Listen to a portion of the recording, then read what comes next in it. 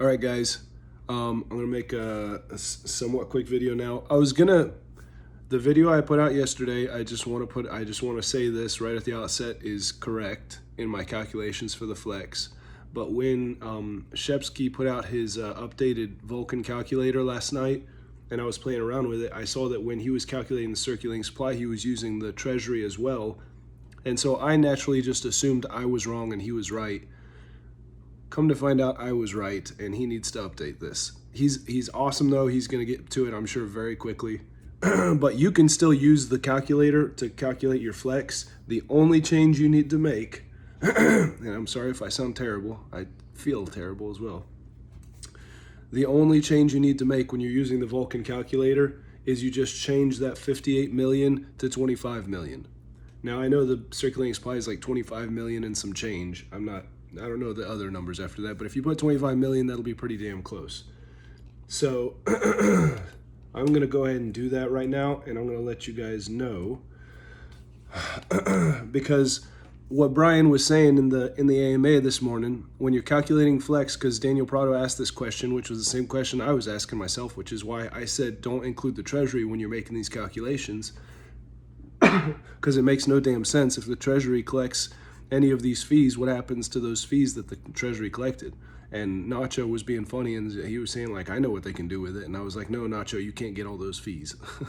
So anyways, what Brian said in the AMA was, since the Treasury holds 60% of the circulating supply, whatever percent you have of the total supply, just add 60% to it, and that would give you the same amount of flex that you'll get as if you just calculate it with just the holder's supply, which is 25 million. So anyways, that being said, if you go back to the Vulcan calculator, put 25 million in for the circulating supply, and I think you'll be very happy with the flex that you end up getting. And I am confident that that Shepski will change this soon, and maybe I'll put it in my title so that he becomes aware of it. And I'll try to tell the other YouTubers so they can get to him, because I don't know if he watches my stuff, but so anyways, so yeah, with my with my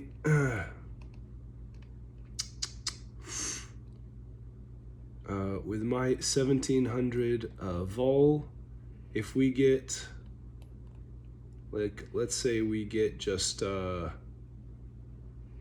10 million in volume that day, which is hard to do because this bar is a little, I'll put it at like 12 million. I'm not looking at much. I'm looking at like $8 if we get like 12 million in volume, which is an easy thing to do though. But at the same time, sorry, I'm gonna try not to cough as much, and I'm gonna try not to clear my nose as well. I just did it. This is the power of sin is the law, guys. So, but let's say, later on, and maybe not in the far too distant future, we start getting like, 50 million, which Shepski even says is like a conservative estimate of what we're going to be doing every day. 50 million. And then all of a sudden I'm getting $30, $35, $36 a day in flex rewards just from my 1700 vol that I hold.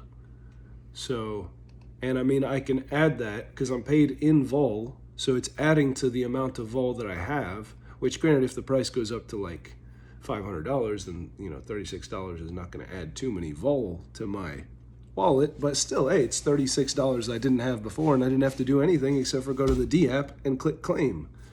But later on, as that circulating supply gets smaller, because DO did say that we're going to be burning the supply much quicker than it is growing, so that supply is going to start at 25 million and it's going to be shrinking from day one. So let's say that supply gets down to 20 million in, I don't know, 6 months. I have no idea how long it'll take. Then that same 50 million in volume is getting me $45 a day. But let's say in 6 months we're doing like, I don't know, 100 million a day. 100 million a day. All of a sudden I'm making $85 a day in passive income, all I got to do is go to the D app and click claim. So, you know, that's pretty cool. All right. And it does not, and the flex does not depend on the price of Vulcan. No matter what the price is, the flex pool is just dependent on the volume. So it doesn't, like, because you can change the price of vol here and it's not going to change the amount of flex you get.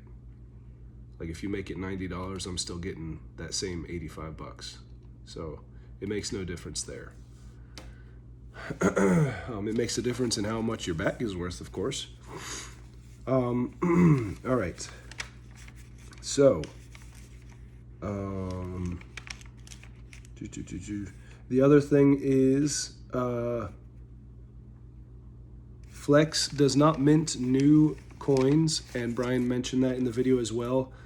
He said that we are paid out the Flex from the 1% of taxes that are collected. There's 5% tax for each transaction. 1% of that is going to the Flex.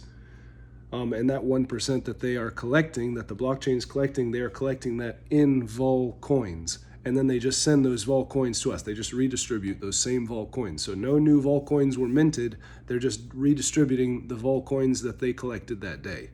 So, like, if anybody was wondering if that was going to add to the circulating supply, it will not. Which is cool. And also, that makes me believe that that is going to exist for the life of the blockchain. Which, granted, the rebasing is going to be going for at least 16 years, Brian said. So, you know, I think we're all going to be financially set long before those 16 years come. So the other thing I was going to mention is there is an Ethereum extravaganza going on right now. So if you missed the Safuu sacrifice and then you missed the Bitcoin bonanza, now you have the Ethereum extravaganza. And with these new tokenomics, I think it's not a bad idea to buy yourself some ETH, some Ethereum.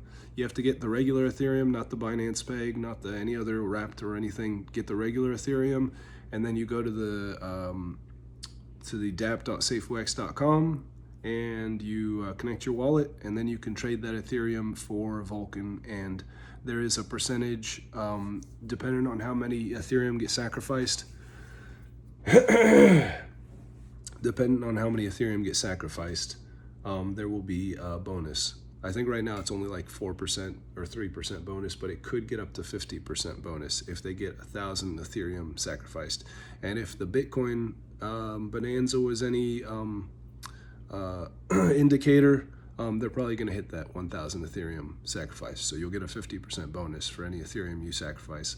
So something to think about, because you know, the Vulcan blockchain is with these new tokenomics and with the flex feature and everything, it's going to be passive income for a long time, and potentially very, very lucrative, because that price is just going to continually go up. It's not going to go down, most likely. Not financial advice, but based on DO and based on what I can see, it's going to be either very stable or steadily climbing, and we're going to most likely see a pump in the beginning. So what that price can get to in the beginning, who knows? But our circulating supply is only going to be 25 million. I mean, excluding the treasury. So I guess if you include the treasury, because it does have value, we have a circulating supply of like 58 million. But that can go up in value. I mean, if you look at Binance has 160 million coins in circulation, and they have a price of, they got up to like $600 at one point. So we have a third as many as them. Why couldn't we get to like at least that, or double? Who knows? Not financial advice, but just throwing that out there. And I have been chatting with people. I've been chatting with people like Lucky Charms and some other YouTubers about Safuu, because I want to bring you guys the latest breaking news on Safuu, but I also want to bring you guys positive news about Safuu. So that's why I have not been talking much about Safuu lately, because we have not had very much positive news about Safuu lately. And in fact, we've had some pretty crappy volume lately. But Elliot is in charge of building this council, and he is fast tracking it. So we're going to have a council soon, and they're going to get to work for us immediately. So I think that is bullish. And I think the thing that has me most excited, in my private chat with Lucky Charms, he is saying that he has a proposal that is going to bring people to Safuu, not through the bridge. Because if you guys watch the AMA, the bridge is no longer going to work because, you know, it's just not. If you watch the AMA, you know what I'm talking about. I don't even want to mention it here. We're going to have to find something other than the bridge to bring people to Safuu. And Lucky Charms says he has a proposal, and he's going to type it out later, and I'll bring it to you guys when he does that. And Lucky Charms, we all know, is a super smart guy, and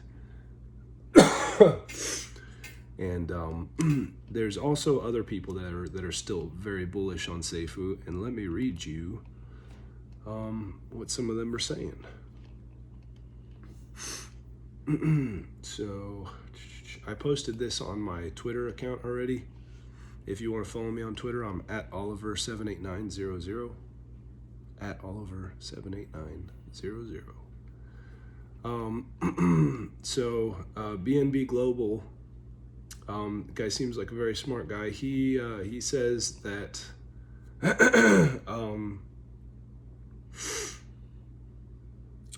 he seems to say that the bridge is going to still be active, that it's still going to be bringing people over because there's somehow there's going to be more liquidity when you use the DEX rather than the centralized exchange. I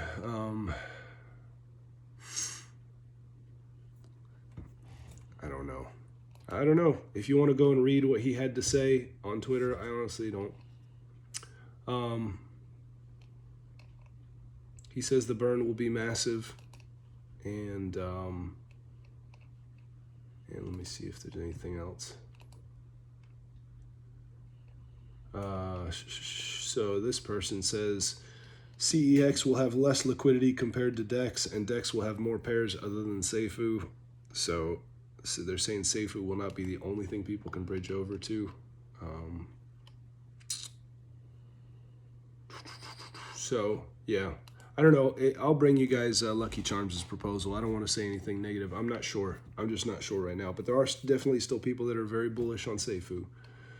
I just don't know really what's going on just yet. So thank you for watching, and like, comment, and subscribe. I'd appreciate it if you do. And thanks, and I will talk to you guys later.